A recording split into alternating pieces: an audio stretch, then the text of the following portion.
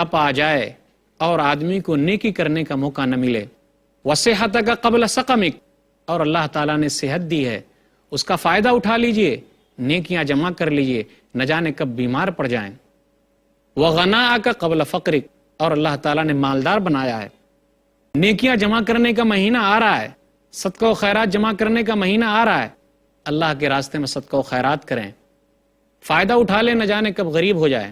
نبی صلی اللہ علیہ وسلم نے ارشاد فرمایا، اغتنم خمسا قبل خمس، شبابک قبل حرمک، وصحتک قبل سقمک، وغناءک قبل فقرک، وفراغک قبل شغلک، اور کہا خالی وقت جو اللہ نے نصیب کیا ہے، ہم کو دیا ہے، فائدہ اٹھا لیں، نہ جانے ہم کب مشغول ہو جائیں، اور اخیر میں کہا وحیاتک قبل موتک، اللہ تعالیٰ نے جو زندگی دی ہے اس کا فائدہ اٹھا لیں، نہ جانے کب ہماری موت آ جائے۔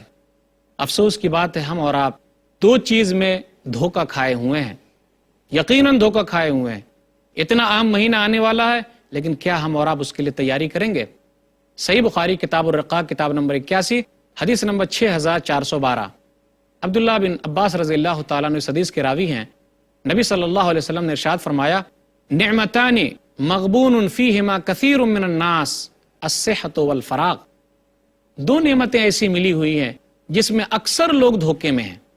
ایک تو صحت اللہ نے دی ہے، ہم اپنی صحت کو برباد کر رہے ہیں، اور ایک چیز وہ ہے اللہ تعالیٰ نے ہم کو خالی وقت دیا ہے، ہم اس کا استعمال نہیں کر رہے ہیں، اس کو یوں ہی برباد کر رہے ہیں، اور ہمارا وقت تو اور زیادہ برباد ہوتا ہے۔ یقین مانیے یہ مہینہ جو ہم کو ملنے والا ہے 29 یا 30 دن کا جو ہوگا، پھر نہ جانے کب ملے کہ نہ ملے، نہ جانے کون زندہ رہے یا کون مر جائے۔ فائدہ اٹھا لیجئے، پھر دوبارہ ہمیں نصیب ہو کہ نہ ہو۔ ہمارے لیے ضروری ہے کہ ہم اور آپ رمضان کا استقبال اس طریقے سے کریں کہ رمضان کے مسائل کو اچھی طریقے سے جان لیں، رمضان کے تعلق سے کتابیں خریدیں، رمضان کے تعلق سے پروگرام دیکھیں، رمضان کے تعلق سے علماء کی مجالس میں بیٹھیں، تاکہ ہم سے کوئی غلطی سرزد نہ ہو اور ہم اچھے طریقے سے رمضان سے پورا کا پورا فائدہ اٹھا لیں۔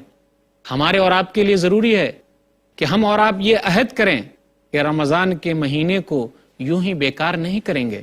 بہت سارے نوجوان دیکھتے نہیں ہم اور آپ کہ اپنا وقت یوں ہی برباد کر رہے ہیں، کوئی تاش کھیلنے میں اپنا وقت برباد کر رہا ہے، کوئی کیرم کھیلنے میں اپنا وقت برباد کر رہا ہے، تو کوئی کرکٹ کھیلنے میں اپنا وقت برباد کر رہا ہے، اور کوئی بائک پر بیٹھ کر، موٹر سائیکل پر بیٹھ کر ادھر ادھر گھومنے میں اپنا وقت برباد کر رہا ہے۔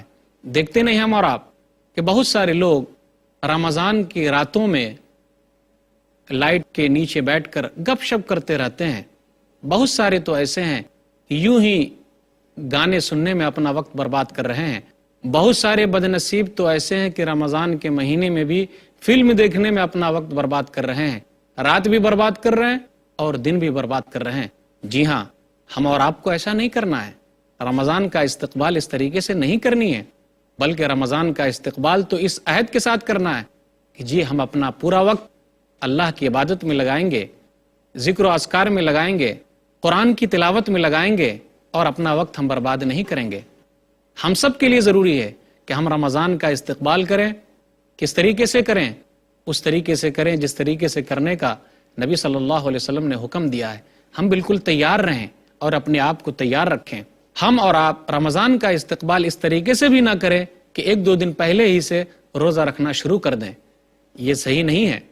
ہاں، ان کو اجازت ہے جو لوگ ہر مہینے کے اخیر میں روزہ رکھتے ہیں تو شعبان کے اخیر میں بھی روزہ رکھ سکتے ہیں، اس میں کوئی حرج کی بات نہیں ہے، لیکن استقبال کے طور پر تاکہ یہ ہم امید رکھیں کہ ہم کو ثواب ملے گا، ہم رمضان کا استقبال کر رہے ہیں اور ان کے استقبال کے لیے 1-2 دن پہلے ہی سے روزہ رکھ رہے ہیں، تو ایسا کرنا صحیح نہیں ہے۔ نبی صلی اللہ علیہ وسلم نے اس سے منع فرمایا ہے۔ نبی صلی اللہ علیہ وسلم نے کہا، صحیح بخاری کتاب الصوم کتاب نمبر 30 باب نمبر 14 حدیث نمبر 1914، لا يتقدمن احدكم رمضان بصوم يوم او يومين الا ان يكون رجل كان يصوم صوما فليصم ذلك اليوم۔ رسول اللہ صلی اللہ علیہ وسلم نے ارشاد فرمایا، کوئی بھی آدمی رمضان کا استقبال 1 یا 2 دن روزہ رکھ کے نہ کرے۔ ہاں، اگر وہ آدمی ہر مہینے کے اخیر میں روزہ رکھتا ہے تو وہ روزہ رکھ سکتا ہے، اس کے لیے اس کی اجازت ہے، لیکن رمضان کے استقبال کے لیے 1-2 دن پہلے ہی سے ہم روزہ نہ رکھیں، یہ استقبال نہیں ہے۔ اسی طرح ہمارے اور آپ کے لیے ضروری ہے کہ ہم رمضان کا استقبال کریں۔ کیسے استقبال کریں؟ جو روزے ہمارے چھوٹ گئے تھے، اگر ہم رمضان کے مہینے میں بیمار پڑ گئے تھے تو ہمارے لیے رخصت تھی، ہم سفر میں گئے تھے، یہ چیز ہمارے لیے رخصت ہے۔ یا اسی طریقے سے عورتوں کے روزے چھوٹ گئے ہیں حیض کی وجہ سے یا نفاس کی وجہ سے یا کسی اور مجبوری کی وجہ سے، جو واقعی مجبوری ہے، اگر روزے چھوٹ گئے ہیں تو ہم اور آپ رمضان کا استقبال کریں اس طریقے کے ساتھ کہ وہ تمام روزے ہم پہلے ہی رکھ لیں۔ ماں عائشہ رضی اللہ تعالیٰ عنہ کہتی ہیں، صحیح بخاری کتاب الصوم کتاب نمبر 30 باب نمبر 40، متى يقضى قضاء رمضان، حدیث نمبر 1950۔ ماں عائشہ رضی اللہ تعالیٰ عنہ نے کہا، کان یکون علی الصوم من رمضان فما استطیع ان اقضیہ الا فی شعبان۔ وہ کہتی ہیں کہ ہم لوگوں کے جو روزے چھوٹ جاتے تھے تو ہم لوگ ان روزوں کو شعبان کے مہینے میں پورا کر لیتے۔ یحییٰ ایک راوی ہے، وہ کہتے ہیں الشغل من النبی او بالنبی، کیونکہ نبی صلی اللہ علیہ وسلم شعبان کے مہینے میں مشغول ہو جاتے تھے اور آپ زیادہ روزہ رکھتے تھے، لیکن پورے مہینے آپ نے رمضان کے علاوہ کسی اور مہینے میں روزہ نہیں رکھا ہے۔ اگر کوئی آدمی شعبان کے مہینے میں روزہ رکھنا چاہتا ہے تو اس کے لیے ضروری ہے کہ وہ 15 شعبان سے پہلے ہی روزہ رکھے، اس کے بعد نہ رکھے، تاکہ اپنے آپ کو وہ نیکی کے کام کے لیے تیار کر لے اور رمضان کے روزے کے لیے تیار ہو جائے۔ ہم سب کے لیے ضروری ہے کہ ہم رمضان کا استقبال کریں۔ کس طریقے سے کریں؟ کہ ہم اپنی تیاری پہلے ہی کر لیں، خریداری پہلے ہی کر لیں، تاکہ ہم رمضان میں صحیح طریقے سے عبادت کر سکیں۔ بہت سارے لوگ کیا کرتے ہیں، رمضان کے مہینے کو گویا کہ کھانے پینے کا مہینہ ان لوگوں نے سمجھ رکھا ہے، اور لوگ کہتے بھی ہیں یہ سال بھر جو کھانے کو نہیں ملتا رمضان میں کھانے کو تو مل جاتا ہے۔ بہت سارے لوگ رمضان کے آخری دنوں میں عید کی تیاری میں لگ جاتے ہیں۔ کافی بدنصیب ہیں وہ لوگ جو اس طریقے سے اپنا وقت برباد کر رہے ہیں۔ بہت ساری عورتیں تو ایسی ہیں جو اپنا وقت زیادہ تر کھانا بنانے میں لگا دیتی ہیں۔ قابل مبارکباد ہیں وہ عورتیں جو افطاری تیار کرتی ہیں اور سحری بناتی ہیں، لیکن اس کا مطلب یہ بھی نہیں کہ اپنے لیے اور وقت نہ نکالیں۔ ضروری ہے ان کے لیے کہ وہ اس دوران بھی اللہ کا ذکر کرتی رہیں، اپنے زبان کو تر رکھیں، ذکر و اذکار میں مشغول رہیں۔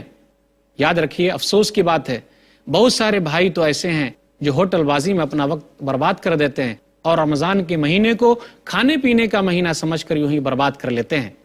جی نہیں، بالکل نہیں، ایسا نہیں ہونا چاہیے۔ ہمارے اور آپ کے لیے ضروری ہے کہ جب رمضان کا چاند نظر آئے، ویسے تو تمام چاند جب نظر آئے تو یہ دعا پڑھنی چاہیے، لیکن جب رمضان کا چاند نظر آئے تو ہمیں چاہیے کہ ہم یہ دعا پڑھیں۔ سنن الترمذی کتاب الدعوات کتاب نمبر 45 باب نمبر 50 حدیث نمبر 3451، اللہم اہللہ علینا بالیمن والایمان والسلامت والاسلام ربی و ربک اللہ۔ اے میرے رب، ایمان اور سلامتی کے ساتھ اور اسلام کے ساتھ اس چاند کو ہم پر اگا دے۔ اے چاند، میرا اور تیرا رب صرف اللہ ہے۔ تو ہمیں خوش ہونا چاہیے، اس کا استقبال کرنا چاہیے۔ افسوس کی بات تو یہ ہے کہ بہت سارے لوگ پٹاخے پھوڑ کر رمضان کے چاند کا استقبال کرتے ہیں، ان کا یہ طریقہ صحیح نہیں ہے۔ نبی صلی اللہ علیہ وسلم سے ایسی کوئی بھی چیز ثابت نہیں ہے۔ ہم سب کے لیے ضروری ہے کہ ہم رمضان کا استقبال کریں، انتہائی خوش ہو کر کریں، خوش و خرم رہیں، جوش و خروش کے ساتھ اس کا استقبال کریں۔ دیکھتے نہیں، یہ دنیا ہمارے لیے چند دن کی ہے، ایک دن ہم مر کے چلے جائیں گے۔ یہ دنیا دارالعمل ہے، اگر یہاں ہم عمل کریں گے تو اس کا ثواب ہمیں ملے گا۔ اللہ تعالیٰ نے اسی کے لیے تو ہم کو بھیجا ہے۔